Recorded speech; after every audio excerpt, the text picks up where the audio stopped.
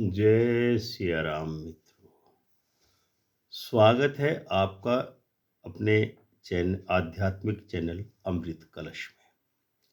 आज हम बात करने वाले हैं एक ऐसे दिव्य रहस्य की जो केवल एक धनुष का नहीं बल्कि शिव तत्व, ब्रह्मांडीय शक्ति और दिव्य ध्वनि का प्रतीक है। आज का प्रश्न है कि भगवान शिव का जो धनुष राजा जनक के महल में रखा गया था, उसका नाम पिनाक क्यों पड़ा था? उस धनुष का रहस्य क्या था और वो आखिर उस धनुष को केवल भगवान राम ही उठाने में सफल क्यों हुए? आज की कथा केवल पुराण और इतिहास ही नहीं, बल्कि आध्यात्मिक विज्ञान, योग और ब्रह्मांड की शक्ति को भी समझाती है। तो चलिए शुरू करते हैं आज का वीडियो। पिनाक केवल एक धनुष नहीं बल्कि ब्रह्मांड की ऊर्जा का प्रतिरूप है। बहुत से लोग समझते हैं कि पिनाक सिर्फ एक धनुष था, लेकिन वास्तव में ऐसा बिल्कुल नहीं है।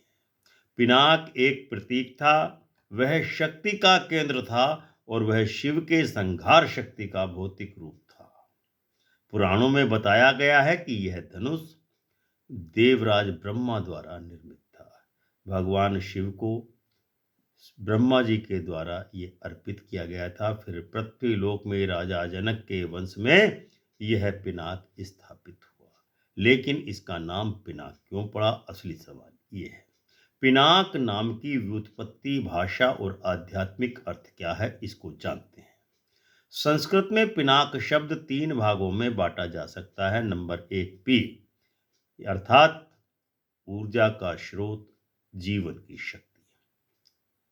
दूसरा ना यानी कि गति, कंपन, कंपनात्मक शक्ति, नाद।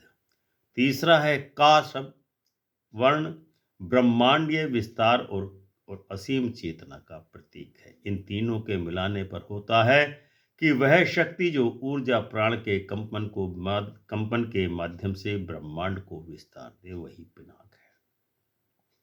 यही कारण है कि पिनाक को केवल युद्ध का साधन नहीं बल्कि शिव के ब्रह्मांडीय नियमों का प्रतीक माना गया है। पिनाक धनुष की दिव्यता, यह साधारण हाथों से क्यों नहीं उठ पाता था? यह धनुष केवल वीरता का परीक्षण नहीं था, यह परीक्षण था संयम का, शुचिता का, आत्मबल का और धर्म के पालन का।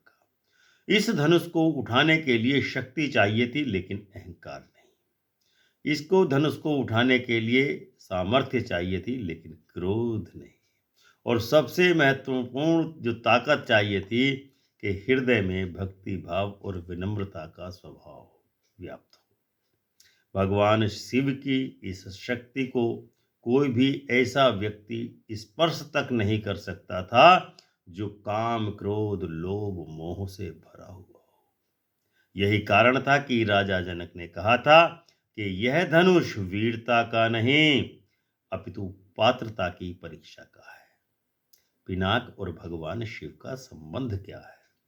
पुराणों में वर्णन मिलता है कि यही धनुष हाथ में लेकर भगवान शिव ने त्रिपुरासुर का संहार किया था, धर्म की रक्षा हेतु असुर शक्तियों का समापन किया और ब्रह्मांड में संतुलन स्थापित किया। इसी कारण से इससे जुड़ी शक्ति को कहा गया पिनाकीन, अर्थात धनुर्धन शिव। शिव को एक और नाम मिला पिनाकधारी, पिनाकपति। पिनाक का ब्रह्मांडीय वैज्ञानिक अर्थ क्या है? योग और तंत्र परंपरा में पिनाक धनुष ब्रह्मांड के उस सिद्धांत का प्रतीक है जिसके 3 प्रमुख तत्व माने जाते हैं। नंबर 1 धनुष का वक्र रूप, अर्थात ब्रह्मांडीय ऊर्जा का संकेत यानी कुंडलिनी। नंबर 2 प्रत्यंचा यानी तार, जो नाड़ी और चेतन ऊर्जा का प्रतीक है। नंबर 3 वाण यानी जो संकल्प शक्ति और लक्ष्य की ओर प्रस्थान का संकेत करता है। जिस प्रकार धनुष का पर नियंत्रण पाने वाला धनुर्धर अपने मन को स्थिर, केंद्रित और साधना में पूर्ण शुद्ध रहता है, उसी प्रकार आध्यात्मिक यात्रा में मन को साधे बिना ऊंचे स्तर की चेतना और साधना तक पहुंचना असंभव ही है। राजा जनक के महल में पिनाक का आगमन कैसे हुआ? कथा कहती है कि राजा जनक के पूर्वजों ने ब्रह्मा जी से यह धनुष प्राप्त किया था, लेकिन समय के साथ साथ यह केवल शक्ति का ही प्रतीक नहीं रहा, बल्कि एक व्रत, एक चैन प्रक्रिया का संकेतक बन गया। जो भी इस धनुष को उठाकर उसकी प्रत्यंचा चढ़ा देता, वही आदि व्यक्ति योग्य माना जाता था। किसके लिए? राजधर्म निभाने के योग्य होता था, लोक कल्याण के लिए समर्थ होता था, और अंततः वह व्यक्ति जो इस धनुष की प्रत्यंचा चढ़ा देता था, वह धर्मदूत के रूप में माना जाता था, उसको मान्यता मिलती थी। राम एवं पिनाक का मिलन क्या संकेत देता है? जब राम आए तो उनमें शक्ति थी, ज्ञान था, लेकिन उससे भी बड़ा एक जो सद्गुण था, वह था विनम्रता और शरणागत भाव का भाव। उन्होंने धनुष को चुनौती नहीं दी, उन्होंने धनुष को नमन किया, और यही छिपा है सबसे बड़ा रहस्य। जो शक्ति को चुनौती देता है वह सत्ता तलाशता है, लेकिन जो व्यक्ति शक्ति को प्रणाम करता है, वही वास्तव में सत्ता पाने का अधिकारी बनता है। राम ने धनुष को उठाया, प्रत्यंचा चढ़ाई, और धनुष टूट गया, और उसी क्षण एक इतिहास बदल गया। धर्म का मार्ग फिर से स्थापित हुआ। पिनाक का टूटना केवल एक घटना नहीं, बल्कि आने वाले समय का एक संकेत था। वही संकेत वर्तमान में देश और दुनिया में चल रहा है। आज की तारीख में योग्य व्यक्ति मिलना मुश्किल है जो पिनाक को स्पर्श भी कर सके। सब सत्ता लोलुप हो चुके हैं, लेकिन ब्रह्मांडीय शक्ति इस समय अपने विभत्स रूप में आ रही है, जो आने वाले समय में सत्ता परिवर्तन और ब्रह्मांड की चेतना को परिवर्तित करने का काम करने वाली है।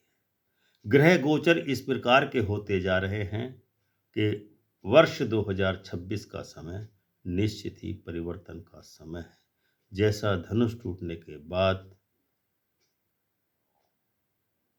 द्वापर युग में हुआ था।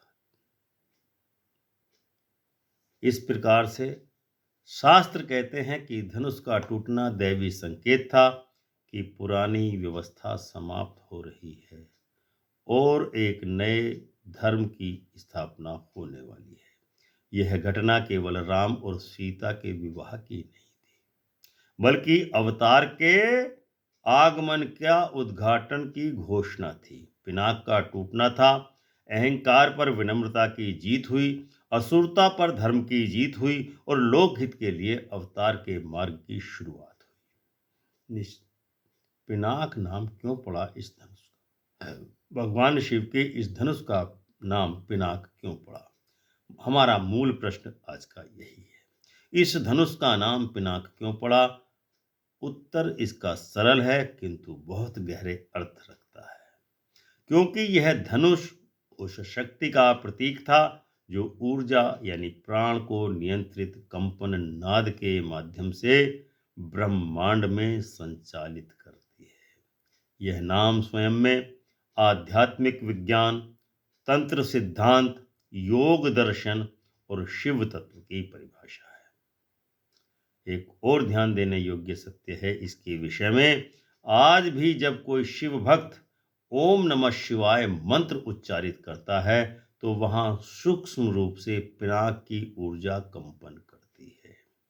क्योंकि पिनाक बाहरी धनुष नहीं था, वह अंतर मन की आध्यात्मिक प्रत्यंचा है।